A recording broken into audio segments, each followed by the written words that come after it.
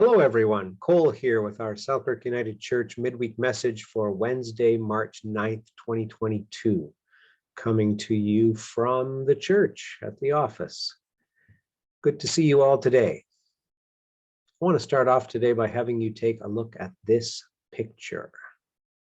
Just a moment.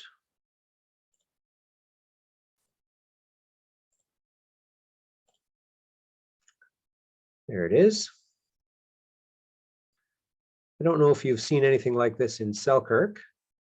I took this picture in Winnipeg a few days ago. If you've never seen this before, it's not graffiti or vandalism. It's the city's public works department going around with their pink spray paint, painting the snowbanks, giving direction to the snow removal operators, showing them exactly which snowbanks need to be removed.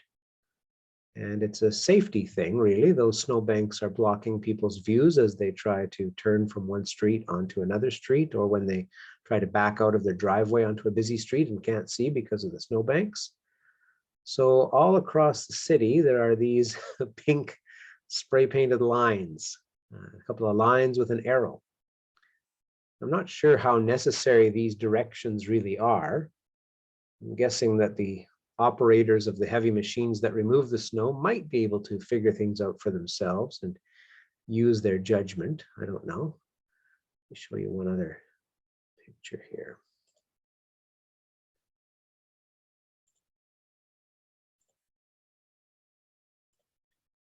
This is just another angle, and it shows that it's not just the one snowbank, but it's just about every driveway on this particular street that we were walking on the other day. And you can tell that it's very clear which snowbanks are supposed to be taken away.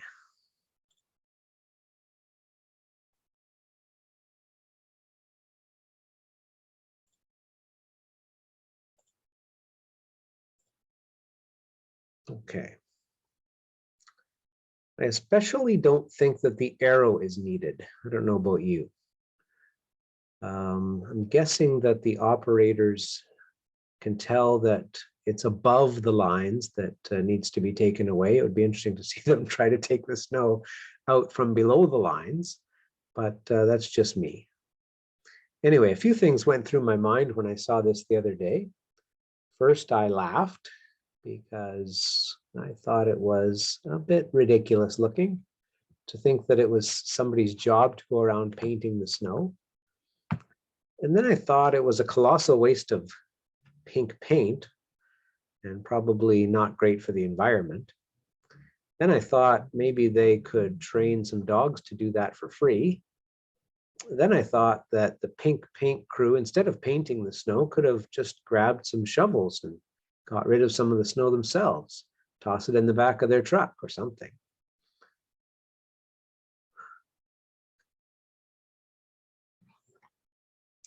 And then I thought, finally, that I could at least use it for a midweek message.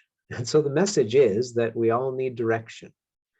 I don't know if we need this kind of direction exactly, but we do all need direction in our lives. As Christians, we get some good direction from the Bible, from the words of Jesus, from our faith, from our time in prayer. It's not always as clear as we'd like it.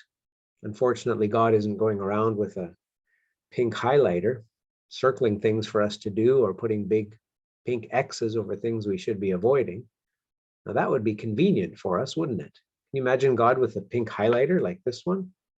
Just happen to have one here. Just as you're about to reach for that lottery ticket, all of a sudden, X, big hot pink X appears on it. That's what this one says on the side of it, hot pink. Or just as you're about to watch that questionable TV show, a big X appears on the screen. Or on the other hand, when you're wondering whether your neighbor needs some help or a visit, wouldn't it be helpful as you're looking out the window if all of a sudden a big hot pink circle appeared around their house, or maybe a couple houses on the block? These are the places you need to be today. Yes, I think that would make our decision making much easier. Something to point us in the right direction.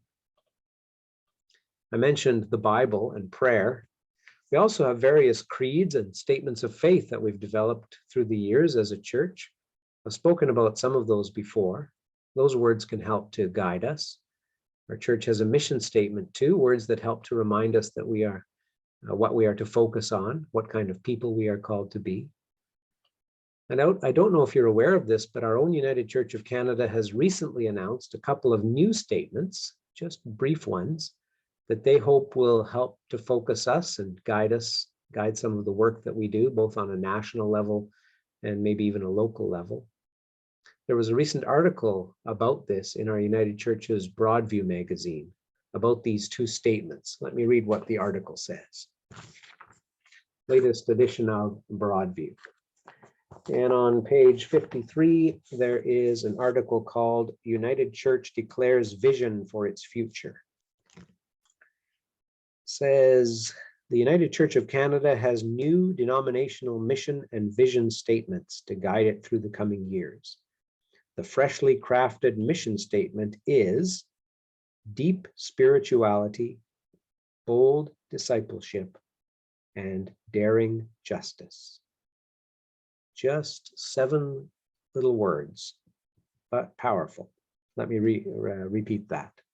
The freshly crafted mission statement is deep spirituality, bold discipleship, and daring justice.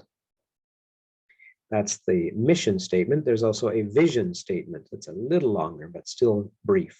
The vision statement reads, called by God as disciples of Jesus, the United Church of Canada seeks to be a bold, connected, evolving church of diverse, courageous, hope-filled communities united in deep spirituality, inspiring worship, and daring justice. Adopted at an online recall meeting of the 43rd General Council in October, these statements were drafted by a 10-member strategic planning team of staff and volunteers led by General Secretary Reverend Michael Blair and Strategic Planning Project Manager Jennifer Henry.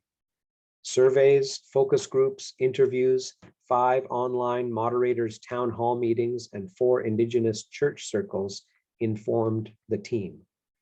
Henry says that the mission statement speaks to our purpose, who we are as the United Church of Canada. The vision is like a North Star identifying what we aspire to become. The statements are part of a strategic plan, largely to guide General Council's staff work that adds a series of commitments to right relations, partnership principles, accessibility, and a church that is anti-racist, affirming, intercultural, and functionally bilingual.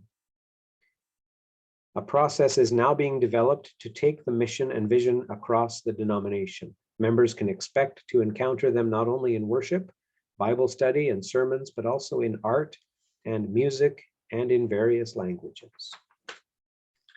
And that's the article that was written by Mike Milne from Broadview. So watch for those statements coming soon to a worship service near you. No word about whether they'll be marked with pink paint or a hot pink highlighter. We shall see. I think that's it for our midweek message for this week. I hope that you're having a good week, and I hope to see you all soon. God bless. Bye for now.